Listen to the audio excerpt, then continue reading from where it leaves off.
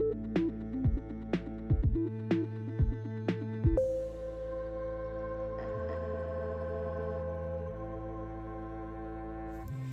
guys, welcome back to Release the Craftin. Priscilla here with a little chatty craft with me thing.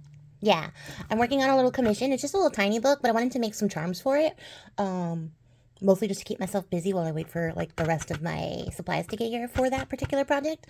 But I thought it'd be fun to just come up in here and do some charm, like bead work with you guys. Someone on my Patreon asked to see more little beadwork, and this time I thought I would use my actual beads and not all my like gemstone and crystal beads, because I have actual beads and I just pretend like they don't exist because it's shiny. So I thought we would do that.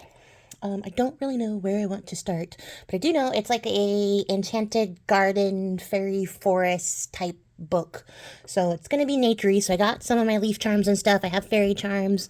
I have little bits and bobs that I think will be kind of cute. I also had some beading wire like half a second ago, and I have no idea where that's at, so... Oh, I found it. It hit the floor. There's some of this really thin, like super thin beading wire, and I was thinking, because I have these like little wooden discs, and I've had these discs like in my collection forever, and I can't even remember what I originally bought them for. Also, it's like 25 degrees here in Austin, and someone is doing some kind of like handyman construction outside. I don't understand that, but that's what's happening. So if you hear those noises in the background, that's what's going on. This was a surprisingly effective knot. So yeah, so I've had these forever. I can't even remember what I originally got them for. But I had been trying to get rid of them as soon as I got them. I know that for sure. I'm not even going to play with this. We'll just tie a new knot. But I had a thought when I was looking through my stuff to see where to like begin with this, and it was to sort of truss them up like they're little fairy trinkets.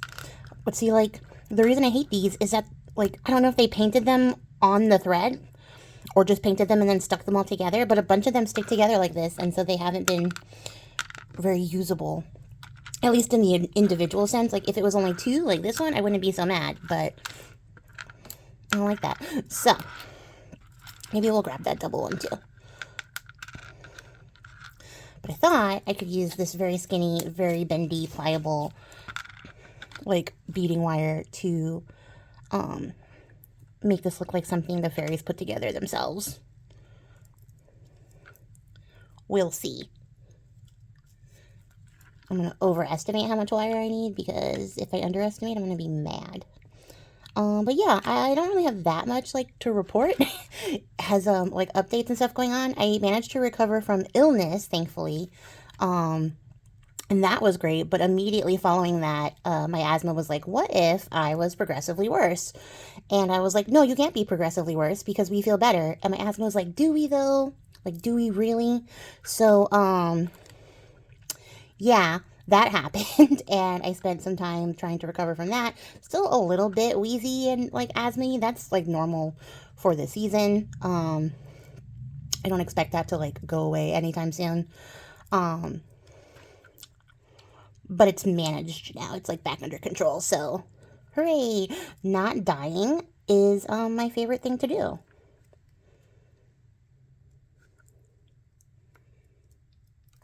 right. So yeah, a little haphazard stringing here, and then I'm just going to twist it together and see if we can turn that into like a little loopy-doo that we can use.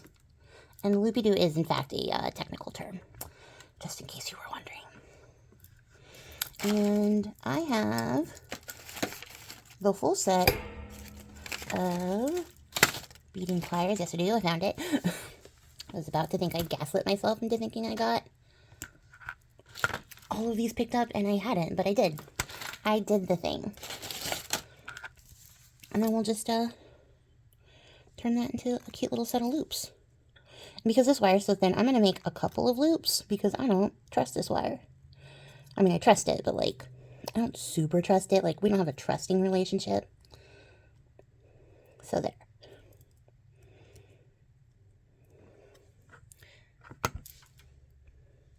cute. Might be helpful if I got like closer. And then you guys could actually see it. But then you can see how dry my cuticles are. It's winter, it's how it is. And that's just the excuse I'm going with for now. But yeah, that's like literally the only thing I've been dealing with since my last little update video is trying to recover. I did manage to do the start of my Grimoire with Me series on Patreon, which was exciting and fun, and I'm still doing that, working on that kind of stuff. And someone already did the tutorial on there, and I'm so excited. Like, it made me so happy just to see somebody do that. Sorry, had to sneeze. And I'm just like really super excited to work on that project throughout this year and like where we're gonna go with that. I'm really looking forward to it. I have so many ideas that like it's kind of killing me to be under the weather in any capacity, because I want to do all the things, and I shortchanged myself here. So we're just gonna go the opposite direction. But yeah, that's basically it. I haven't even gone to like the movies this year, which is surprising, because I usually do that pretty frequently, so I don't even have like a movie to talk about. Woo! I have been like looking at a lot of videos, watching a lot of people's channels and stuff, like as they're going through the start of the year and getting back into crafting or trying out new things and stuff like that, and that's been fun to watch. I've seen a couple of channels where people have been choosing like some interesting topics to chat about, and I have this like weird feeling, I guess, about people spreading like misinformation or barely understood information and passing it off as if like they're knowledgeable on that fact, like super knowledgeable, like the experts on that.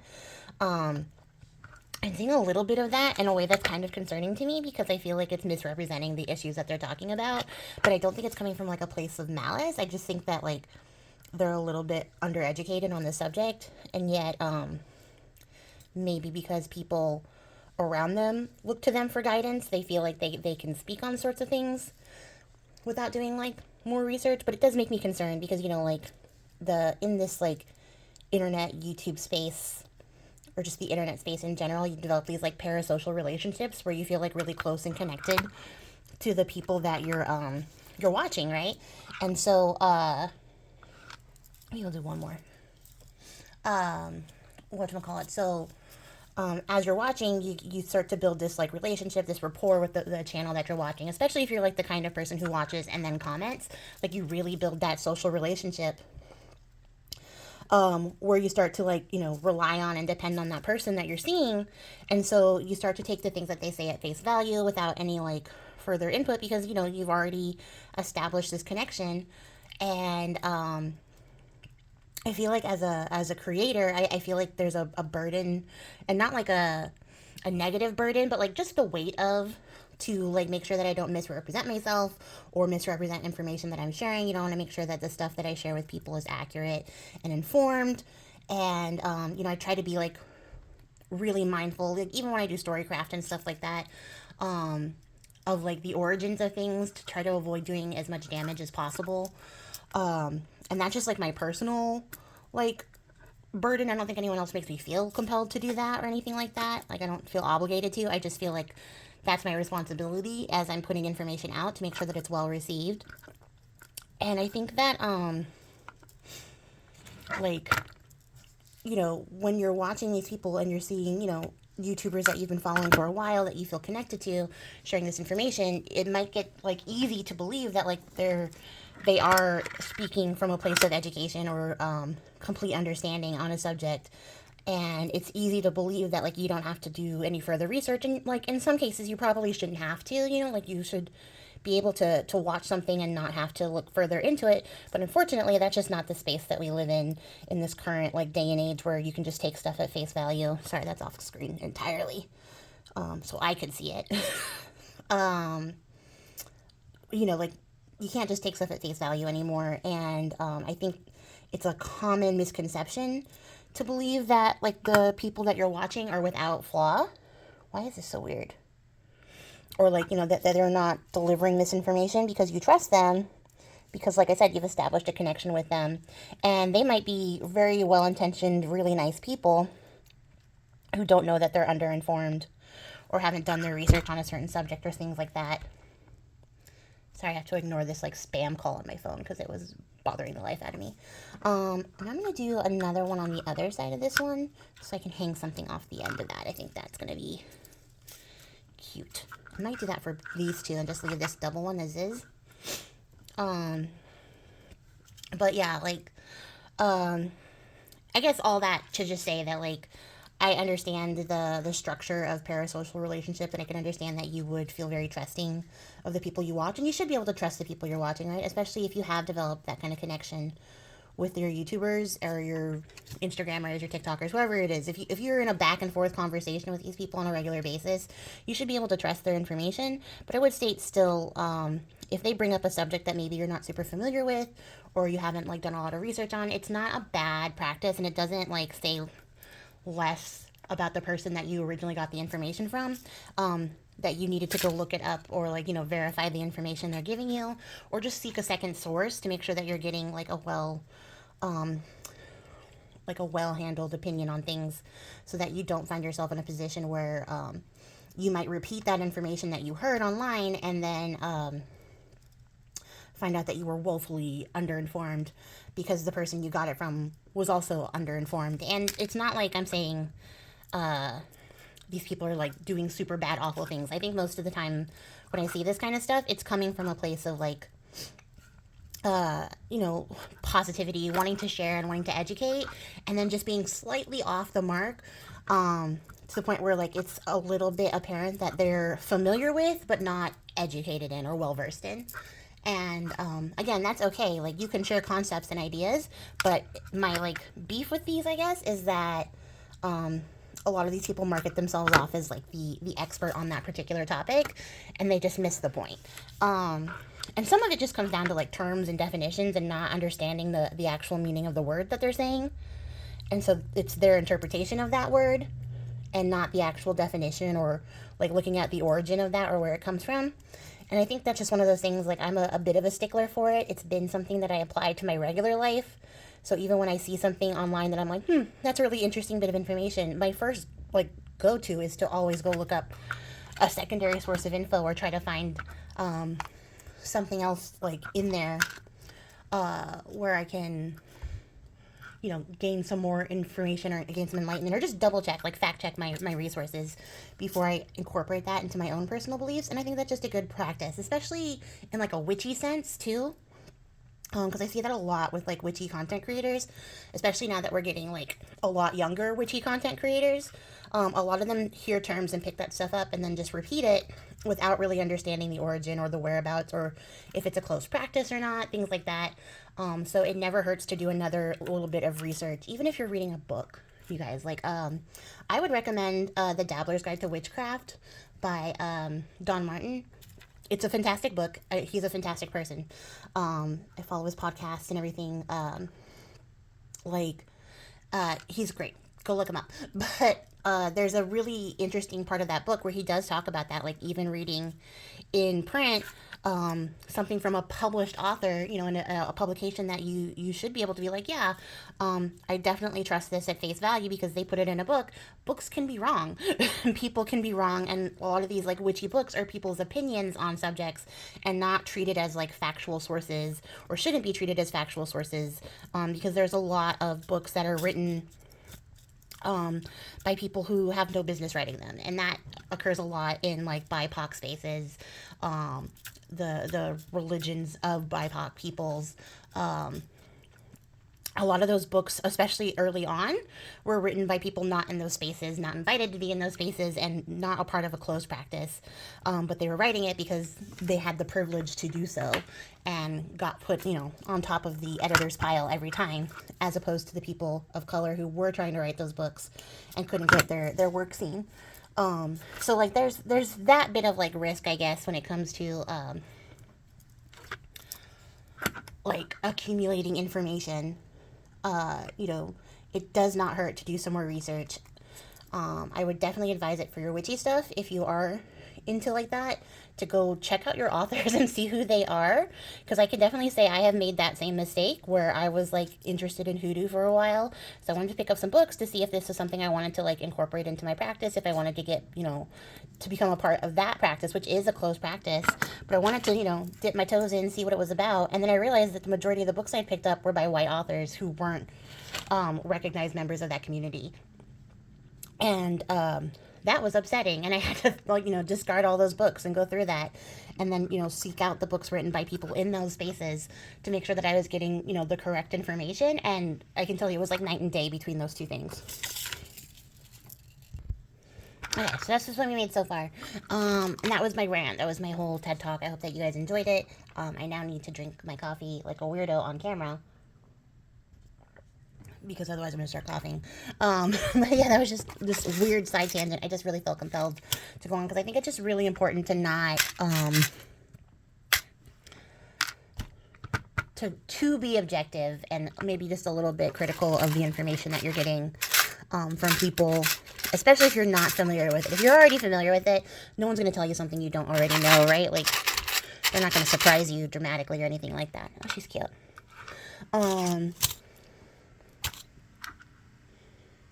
It's so cold outside, I can't even imagine what's happening out there. I can only imagine that somebody's pipes burst or something, and they're having to, like, reconstruct the wall or something because it's so loud.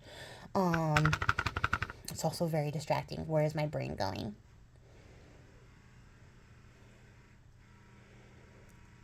Do you hear it? It is the sound of his slowly beating heart. Okay, so here's the moment where I realized that I've been crafting for like another 15 minutes just talking, and I thought I hit record, but I guess I didn't hit record. And I don't remember where the video ended when I started, and I don't want to end this clip because I don't want it to be an editing nightmare. So I don't know how much I talked about that you guys heard and how much you didn't hear, but needless to say, we are very nearly done. This is the very last little charm I'm going to attach. And then I'll be done. I'll be really done. And yeah, it's only a little bit frustrating to realize I've just been talking and talking and talking, and none of it's been getting recorded. But it is what it is. At any rate, here's what we made. I'm gonna zoom out a little bit so you guys can get a better picture of everything. But yeah, we made this one, and we made these. And I don't know what part you heard and what part you didn't hear, because I don't remember when I paused it. Because I felt like I was recording for quite a while. Did I not attach anything to this, or did I and it fell off? That was not attached to this.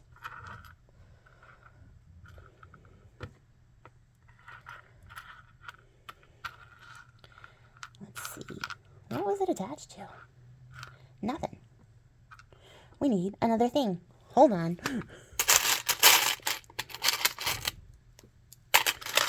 Not an angel.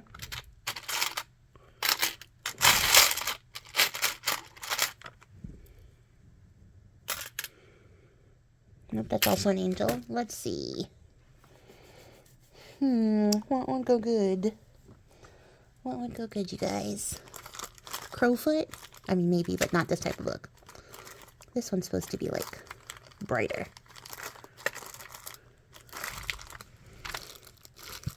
It's also not witchy, which was interesting.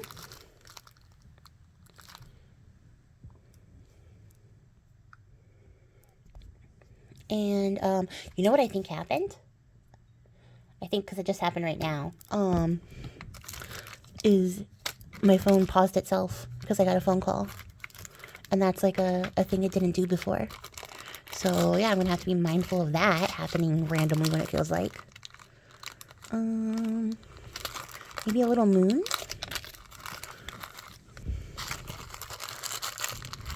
Magical forests have magical moons. That works.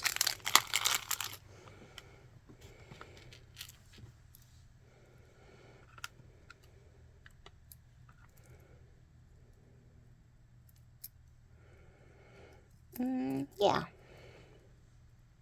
I think it also needs a leaf, and I think I'm just going to add it to the same ring.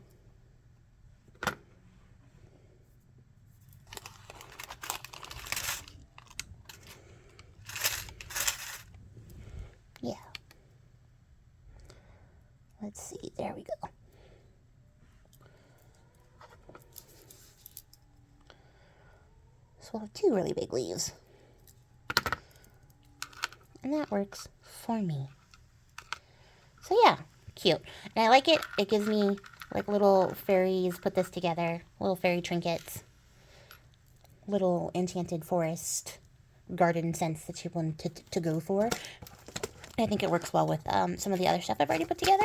So yeah, that's going to be my video. I'm going to go back to watch this recording and figure out where I stopped talking and see if I need to go back and add in anything that like was actually relevant and not just a ramble at the end. So if you hear more after this portion of the video, I've decided that it was relevant. If you don't hear anything, I decided it was irrelevant and we just moved on with our lives. But otherwise, thanks for making it to the end of the video, guys. I appreciate your faces, and I will catch you guys all in the next one. Until then, happy crafting. Bye! Okay, so the only thing you missed was where I talked about everything that I am currently doing, which you kind of know if you're watching the channel. And then I talked about everything I was possibly going to be doing and stuff I had in the pipeline, which is spoilers. So you're just going to have to stay tuned. I don't know what to tell you. I'm sorry, because I'm not going to go back and re-say all those things again. Well, at least not right now. I'm going to do it maybe in the next one, because I can't keep secrets to save my life. But that's it for me, guys. I appreciate your faces. Bye.